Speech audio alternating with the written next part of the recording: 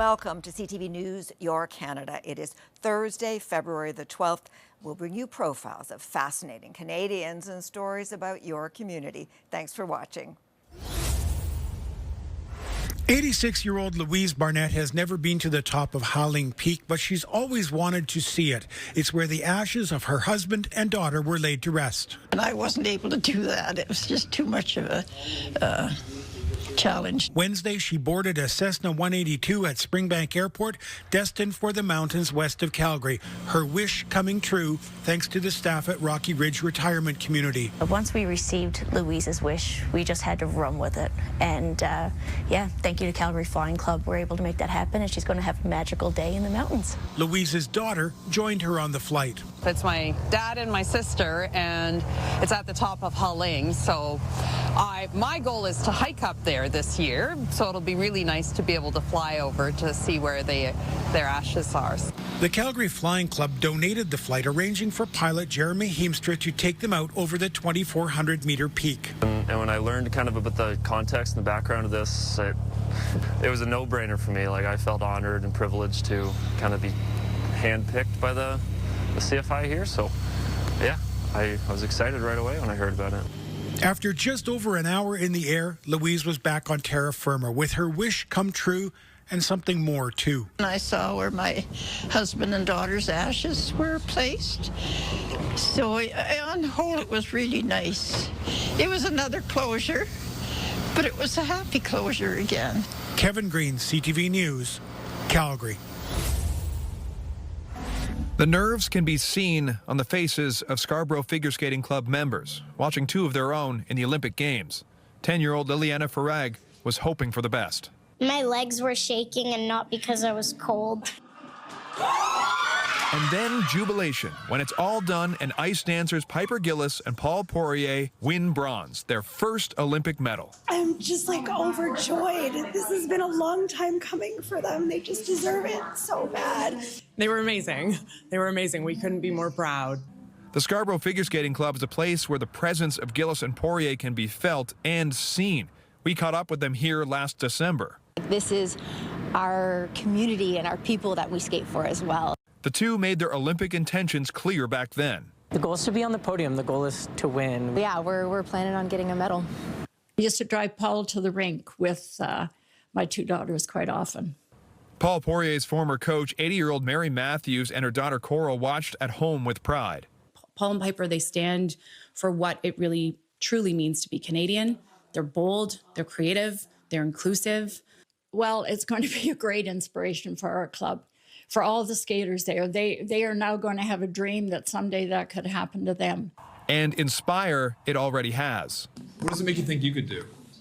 Go to the Olympics one day. You think you will? As a pair skating for this community, this country is bringing a medal home. Sean Leathong, CTV News.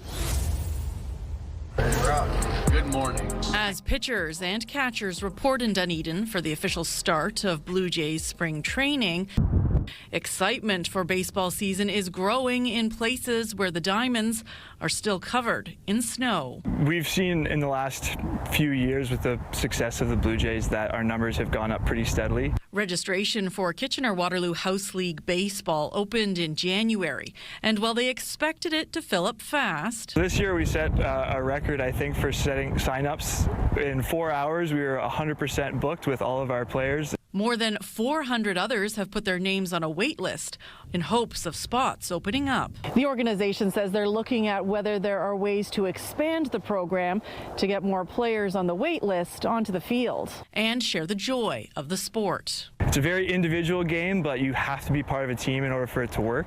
And you're out in the sun, hanging out with your friends. There's really nothing better. Over in Guelph, Clark Heimbecker plays for the Ontario Blue Jays in the Canadian Premier Baseball League. He's also a junior instructor at the War Room, an indoor baseball facility, and says he's seeing interest in the sport grow too, thanks to the Blue Jays, though not every player aspires to be the next Vladdy Guerrero Jr. It's everyone wanting to come out and try their best to be on a team and have fun, right?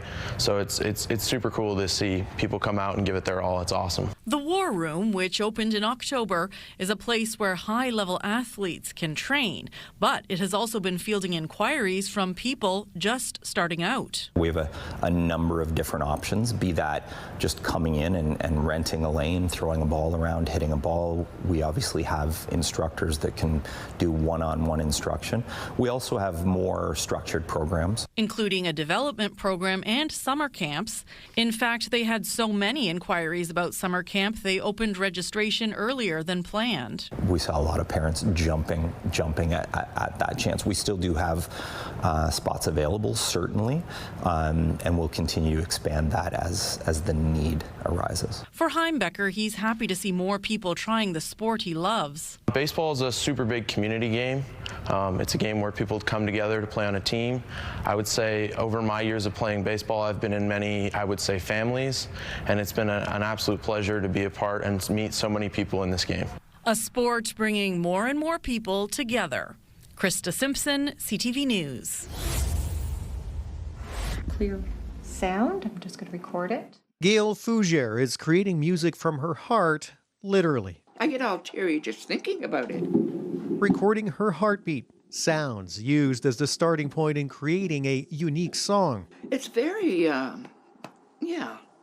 feeling-wise, it really grabs you, I think. Planning to share it with her daughter one day. I think she'll probably get the final product when I'm gone.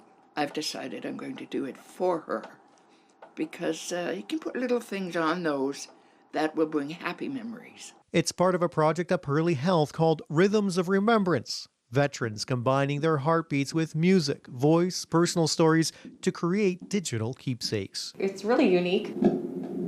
Once heartbeats are recorded, residents work with music therapists to create something special. We're going to create a musical composition using a song of the resident's choice, and some residents are composing their own song and maybe offering like words that they want to share with their loved ones. James Gafer has mostly finished his song, but he's not sharing it yet. It's a surprise for his wife. It's been kind of fun. Here's a sample of what a finished song sounds like.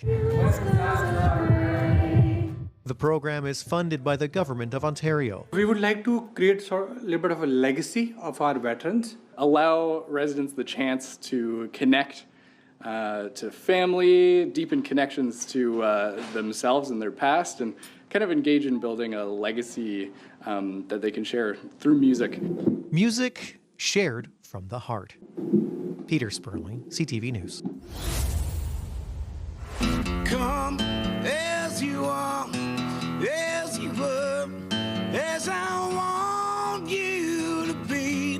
He's not Kurt Cobain, but for one night at the Highland Arts Theatre in Sydney, he just might be close enough. I will be the next best thing. I will certainly do my best to be the next best thing. Nirvana's MTV Unplugged in New York, which first aired on December 18th, 1993, remains one of the most iconic concert performances of the 1990s. More than 30 years later, Robbie Sims, who was 15 when Unplugged first came out in stores, still remembers the impact it made on him. Like on its release date, I begged my mother after school that day, hey, I know we don't have a lot of money, but do you think just maybe we could go to Zeller's and get a copy? My girl, don't lie to me. Tell me where did you sleep last night? Now, Sims will perform his own tribute show called Where Did You Sleep Last Night? It'll be note for note and unplugged, of course, here on this stage on April the 18th. You got people who grew up listening to Nirvana that they've got kids, they've got work, they've got commitments. The artistic director of the Highland Arts Theatre says it's a nostalgic night out, especially for Gen Xers and elder millennials, and the tickets are nearly sold out. And so to get to go a little bit of a trip down memory lane, maybe people that didn't get a chance to see Nirvana live, they can see this. Sims and his band, called Pennyroyal Breed, performed the show here once before, 2 years ago, and knew they wanted to come back for an encore. We all grew up together, and we all cut our teeth on Nirvana, and we all cut our teeth on Unplugged. Take your time, hurry up. The choice is yours, don't be late. And he has one final message for those planning to attend. Come one, come all, and come as you are. It's going to be a great time.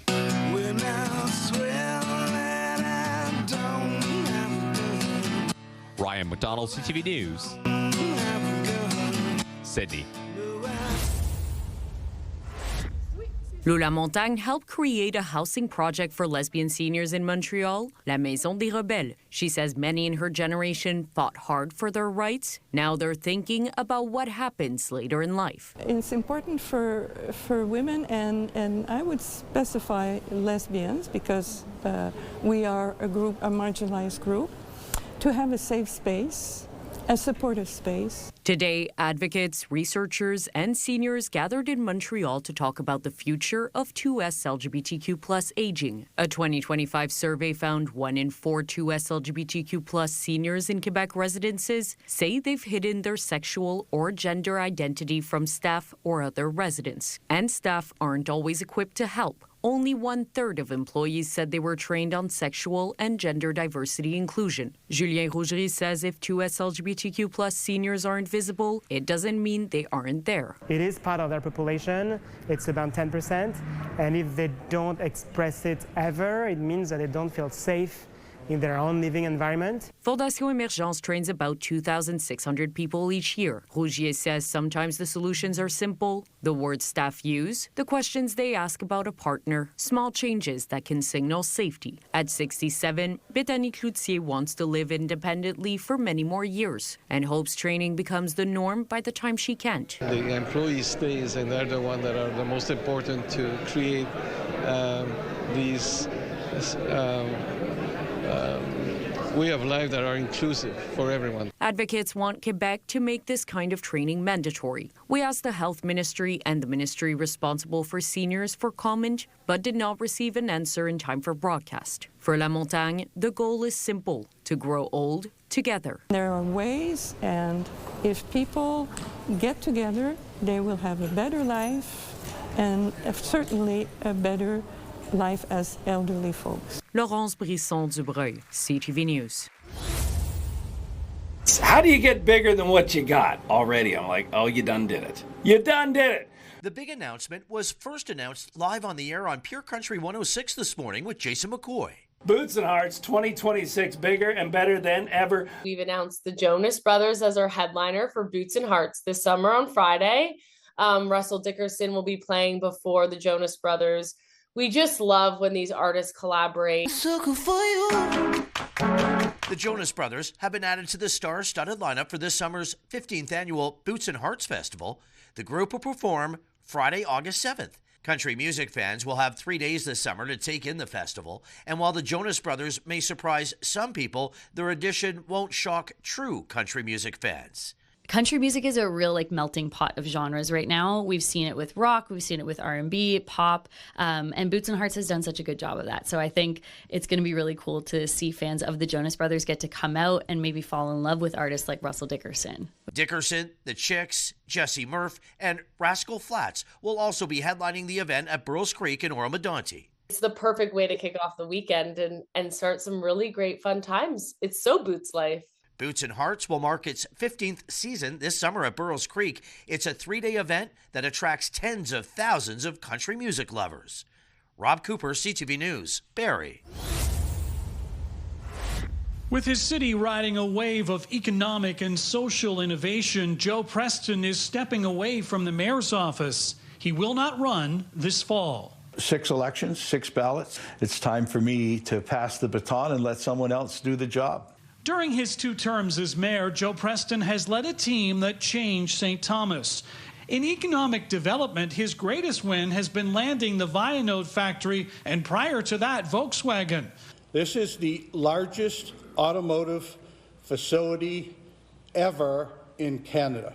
Preston says it never would have happened without cooperation. Name me 3 other projects in the world where the 3 levels of government actually all agreed and said, let's all row the boat in this direction. But believe it or not, those generational economic development announcements are not at the top of Preston's accomplishment list. Over his 2 terms, he is most proud of movement he's made in homelessness and housing. We have no one camping in our community. We during the coldest winter we've seen in a long time, we've had everybody indoors. An aggressive campaign to build affordable housing is a big reason why. Preston and his city have been lauded nationwide for their efforts. Really proud of what we've been able to accomplish from a homelessness, mental health, and addictions point of view. Before becoming mayor, Preston won 4 elections as a Conservative MP.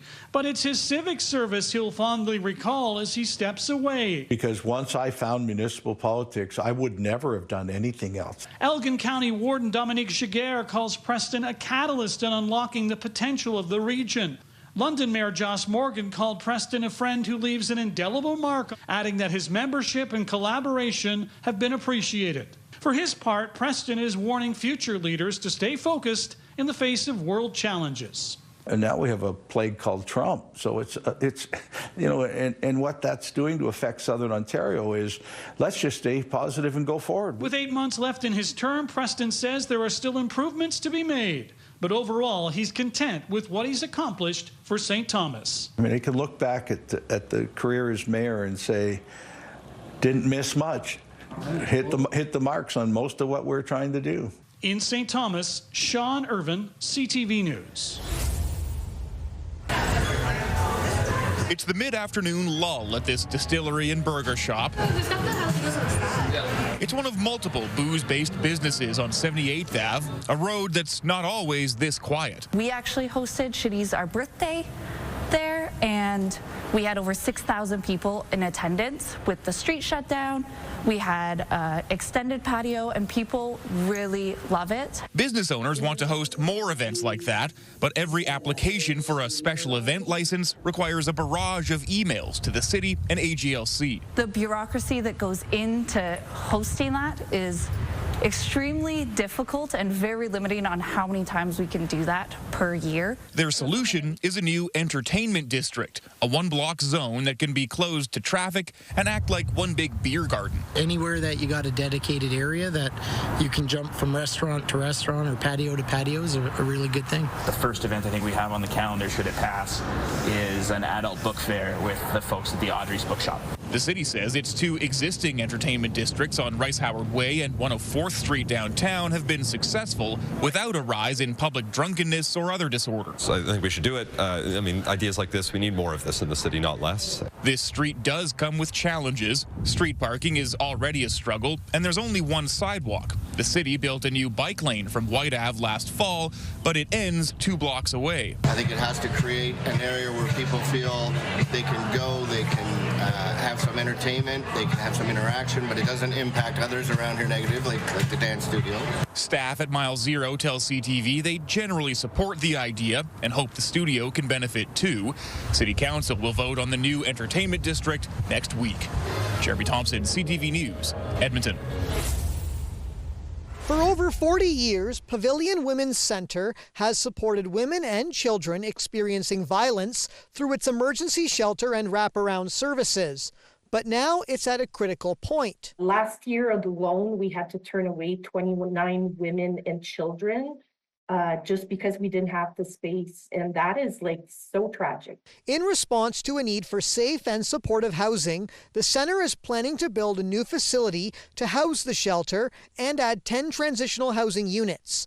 It currently has 11 beds to support women and children when they're in crisis. After that crisis point, they need time to get back on their feet. And right now, what happens is that the housing in our district is incredibly hard to find. According to Charbonneau, in the last 2 years, around 20% of women who left the shelter were able to find adequate housing in the community.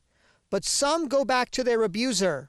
The Women's Centre is in talks with the City of Temiskaming Shores to acquire a lot on Meridian Avenue to build the new facility. But there are some concerns from residents that City Council should sell the land for the highest possible price and about the location, including whether an adjacent medical centre would still be able to expand. We are jammed for space in the medical clinic. Our hope would be that the project moves forward, but with that consideration in mind. Council is now considering the application and is expecting an administrative report on the plan at a future meeting. Whether you sell the property and you receive monetary valuation for it, or whether you donate it and receive the services that are being provided, you can't underestimate the impact that has. Charbonneau is feeling hopeful, and she believes the center has done its due diligence